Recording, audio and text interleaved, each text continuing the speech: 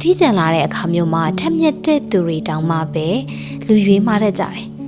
အဲ့ဒီအချိန်မှာအုံနောက်ကနေပြီးတော့အထီးကျန်ခြင်းအောင်စိုးရိမ်စရာကောင်းတယ်လို့သတင်းပို့တယ်ဒီအတွက်ကြောင့်မလို့ကျိုးချောင်းဆင်ခြင်နိုင်စွမ်းတွေပျောက်ကွယ်သွားပြီးတော့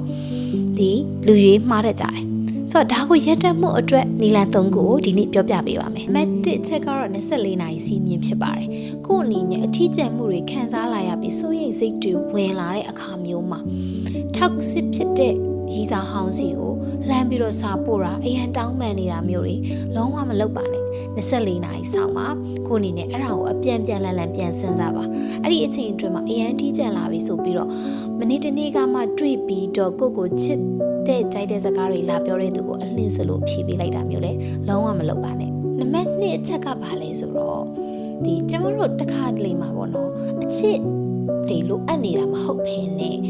တငယ်ချင်းစကားပြောဖို့ရင်ဖွင့်မလို့အပ်နေတာဖြစ်နိုင်တယ်ဆိုတော့အဲ့ဒီအချိန်မှာအချစ်ရင်းနဲ့ရောထွေးပြီးတော့ချစ်သူတယောက်ရအလင်းစလို့အဖြေပေးလိုက်တာတွေချစ်သူရှာတာတွေလုံးဝမလုပ်လိုက်ပါနဲ့တငယ်ချင်းစီကိုလန်ဖုန်းဆက်တာမျိုးကိုယုံကြည်ရတဲ့မိတ်ဆွေတငယ်ချင်းတွေကိုရင်ဖွင့်တာအဲ့လိုမှမဟုတ်လို့ရှိရင် professionality နဲ့တိုင်ပင်ဆွေးနွေးတာမျိုးလုပ်သင့်ပါတယ်နံပါတ်3ချက်ကဘာလဲဆိုတော့အထီးကျန်ခြင်းကိုအထီးကျန်နေလို့ခံစားနေရတာမျိုးမဟုတ်ဘဲနဲ့တယောက်တည်းအေးအေးဆေးဆေးနေတဲ့ပုံစံမျိုးကျမတို့ကပုံဖော်ရမှာဖြစ်ပါတယ်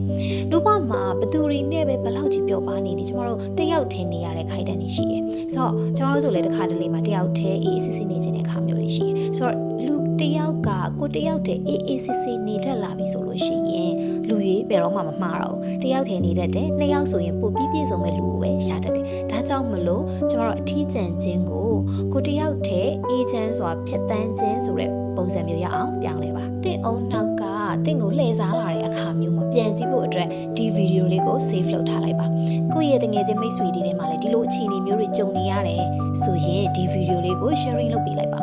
အခုဗီဒီယိုကြည့်နေကြတဲ့မိတ်ဆွေတွေအနေနဲ့ရောဒီအစ်စ်တွေကိုဖြတ်တန်းခဲ့ဘူးလားဘယ်လိုတွေကြုံဖြတ်ခဲ့လဲဆိုတာကိုတခြားလူတွေသိရအောင် comment မှာ sharing လုပ်ပေးတော့ပါအောင်တင့်အနေနဲ့အထီးကျန်နေတဲ့ဒီခက်ခဲတွေရင်ဆိုင်နေရတယ်ရင်ဖွင့်ခြင်းနေဆိုလို့ရှိရင်ကျမနဲ့ one-on-one coaching session ယူပြီးတော့ရှင်ဖွင့်လို့ရပါတယ်ကျမတို့အေးမွေပါအချစ်ရေးအိမ်အောင်ရေးနဲ့ဘဝပြဿနာတွေကိုတိုင်ပင်ဆွေးနွေးအဖြေရှာပေးနေတဲ့ relationship and life coach ဖြစ်ပါတယ်